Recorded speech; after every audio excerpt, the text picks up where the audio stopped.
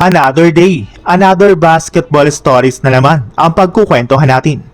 At ngayon nga ay pag-uusapan natin ang balitang bumalik na nga po si Lonnie Walker IV sa NBA matapos siyang pumirma sa Denver Nuggets at ang balitang bagong center na balak ng kunin ng Golden State Warriors ngayong offseason.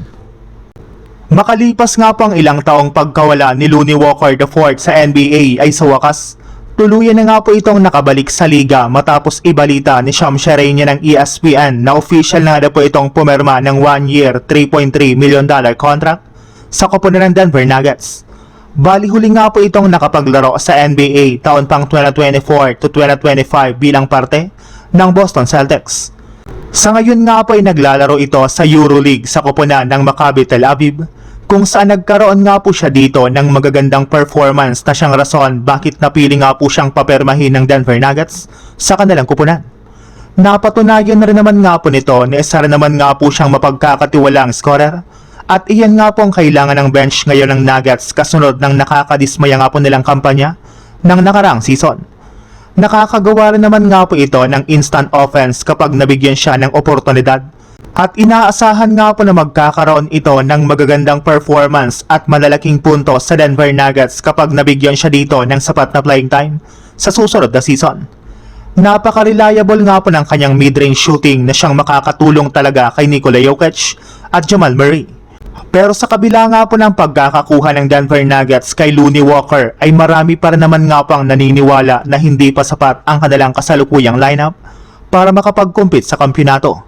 At dahil nga po dyan, may lumabas na nga pong balita na may plano pa nga na po ang Nuggets na kumuha pa ng mga bagong players na available sa free agency market o di kaya sa trade market na makakapagpalakas pang lalo sa kanilang team sa darating na season. Sa ibang balita naman, kagaya nga po ng napag-usapan natin, mas pipiliin na lang naman nga po ng Jazz W na dumepende na lamang sa kanilang kasalukuyang lineup kesa gumawa ng malakihang trade na posibleng makasira pa sa future ng kanilang prangkisa. Malaki pa rin naman nga po ang kanilang tiwala sa kanilang mga players. Gayong once nga po na maging healthy ang mga ito ay sigurado nga po na makakapag-compete sila sa Western Conference. Nakafocus na rin naman nga po ang front office ng Jazz W na kumuha ng mga bagong role player na magkakaroon ng malaking impact sa kanilang bench. At kabilang nga po sa kanilang mga target ngayon ay ang scoring guard na si Georges Niang at ang big man na si Kelly Olynyk. Pareho rin naman nga po itong veterano na sa NBA at inaasahang magkakaroon ng impact sa kanilang lineup.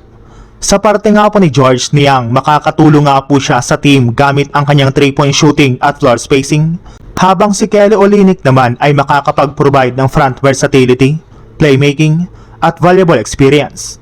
At once nga po nakunin ng kanilang team ang either sa dalawang player na ito ay sigurado nga po na mas lalakas pang lalo ang kanilang lineup sa darating na bagong season.